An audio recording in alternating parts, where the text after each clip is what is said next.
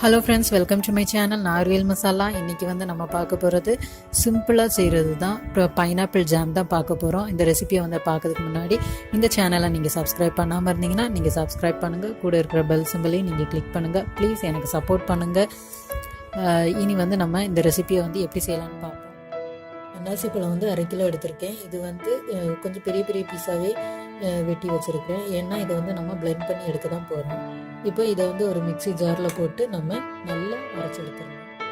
அன்னாசி பழத்தில் எவ்வளோ இனிப்பு இருக்குன்னு பார்த்துக்கோங்க. அதுக்கேற்ற மாதிரி தான் நம்ம சுகர் வந்து சேர்க்கணும். இப்போ வந்து தண்ணியோ சுகரோ எதுவும் போடாமல் நல்லா அரைச்சி எடுத்துக்கோங்க. எல்லாமே நான் அரைச்சிட்டேன்.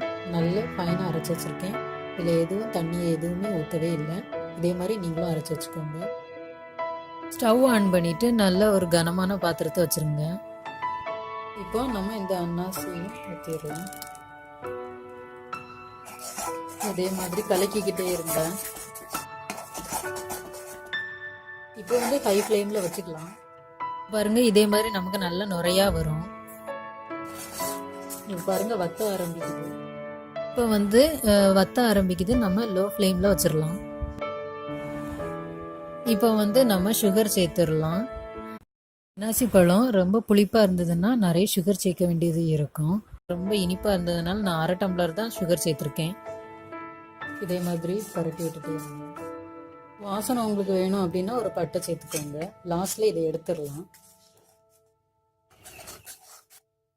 இப்போ பாருங்க, இந்த மாதிரி வந்திருக்கு. இன்னும் நல்லா பரட்டிகிட்டே இருங்க. இது வந்து அப்படி ஒட்டாமல் திரண்டு வரணும். அது வரைக்கும் நம்ம இந்த மாதிரி கிண்டிகிட்டே இருக்கணும். நல்லா திரண்டு வர ஆரம்பிச்சுட்டு இந்த நேரத்தில் நம்ம லெமன் ஜூஸ் ஒரே ஒரு டீஸ்பூன் நம்ம சேர்த்துடலாம்.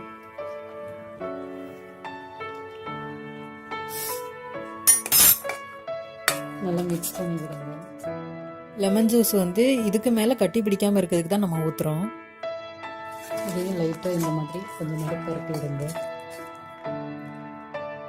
அவ்வளோதான், ரெடி ஆகிடுச்சு. இனி நம்ம ஸ்டவ் ஆஃப் பண்ணிடலாம்.